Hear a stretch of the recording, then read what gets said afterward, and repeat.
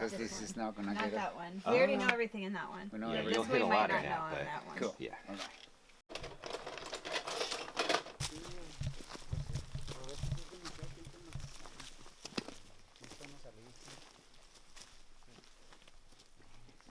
Ya estamos pensando también en aprovechar el viaje y a lo mejor venir a hacer otra. Pero va a servir para comparar entre. Hi, my name is Katherine Bartlett. I'm an education specialist at Arizona Sonoran Desert Museum, and we are here just outside of Alamos in a reserve doing a Bioblitz for bugs. A blitz is where you go and try to find as many species as possible because this region is especially undocumented when it comes to invertebrates. So we are looking at many different areas, many different niches, and today we're spending it in a creek bed, and as you can see, we're looking for anything that comes up. It's been an incredibly dry season, so this will give us some baseline data and hopefully we can compare that in about half a year to when it's exploding after big rains. So you see guys down here, we're looking for butterflies. I'm especially interested in anything that's left over in the aquatic section. And we've been seeing a lot of fishing spiders and funnel web spiders and dragonflies so far.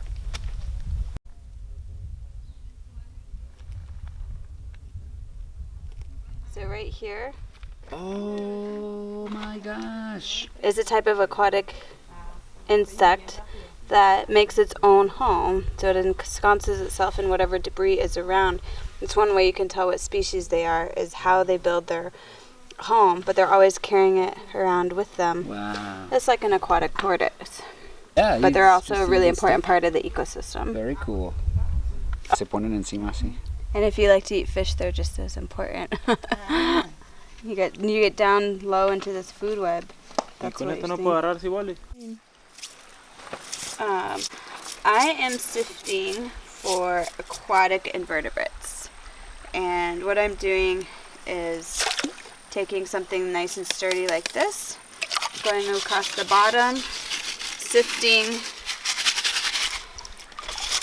and looking for movement.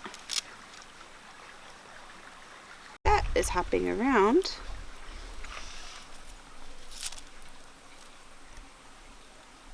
And put it in here. And I have a little collection, a little ecosystem of what would be in a still part of a stream. That fast part of the stream over there would have something completely different. There's niches in every single part of the tree, and there's niches in every single part of the water. So in here I have at least 3 different orders of insects. So we have the fast swimming beetles, we have hemipterans, and dragonflies in here.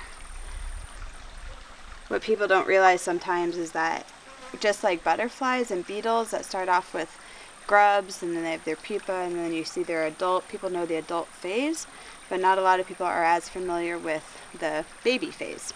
So what I'm finding in here are baby dragonflies, and baby dragonflies are completely aquatic and predatory. They're eating something even smaller in the water, and this is what they would start out as. Before you see them alighting atop any one of these perches, this is where they get their start. When we're looking for invertebrates, you have to realize that the number is massive. It's in the millions. There's maybe 1 million described species, 20 million more to find. It's because they're in every single part of the earth that you can imagine. They live from the treetops, inside of the tree leaves, throughout the trunk, in the trunk, on the bark, down into the dirt, in the roots, feeding off the roots, and now they're going to also be in fresh water. And not only just any fresh water, but like I said, you're going to have slow-moving and fast-moving fresh water that completely changes the nature of what you're going to find there as well. Because there's so many different niches, you have so many species. So biological diversity is in this group right here.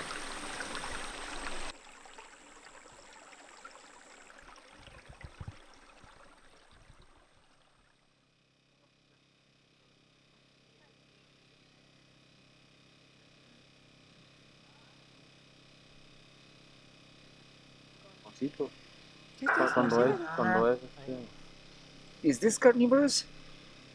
He says that he might eat como en la Asclepia, Ujú. los de los amarillos. Sí, y de la cochinilla hay una, pero es verde. My name is Howard Byrne, and I'm a keeper / invertebrate zoologist at the Arizona Sonora Desert Museum. I present anything from husbandry stuff, but the more fun stuff that I enjoy is bringing new data about bugs to the world. So that's something we do at the Desert Museum. Funny, you can be an animal keeper but still be heavily involved in the sciences there, and that's part of why we're here and part of what got me here too. So the bigger and the better the nerd, the more we get to do cool stuff like this. ¿No? So, Es otra. a giant silk moth. Silk moths are like the Rolls Royce of the moth world. Something giant and colorful that'll rival butterflies in size and color will come out of here. Maybe a big Rothschildia species, who knows? But here's the silk girdle. All of it is pure silk, and it will emerge from here. And who knows what will come out. Cool.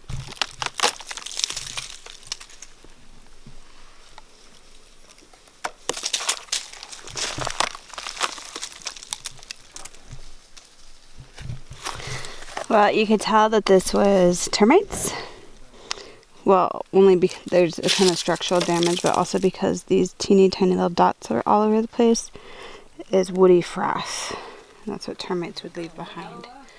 Perfect little balls of wood that they poop out. Okay, so here we found a city. And there's a whole community happening, and the more you dig, the more you find. Because you could see evidence with these tunnels of some termite action, but we've also seen beetle larvae. Here's a whole beetle. And in here, if you just look for some movement after you scrape for a while, it comes alive. And mostly what we're seeing in here are cockroaches. So all of these are working together, and they're amazing decomposers. And so there's supposed to have been some kind of fallen log or huge piece of wood that they're over time have been mulching up. It's the original compost pile. And again, I think it's a wasp. Check it out.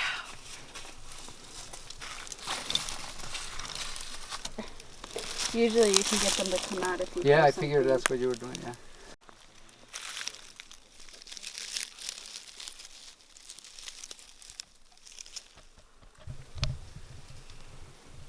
Can I turn it?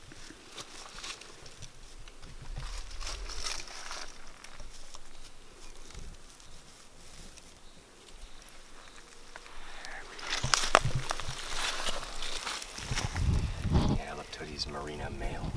Leptodes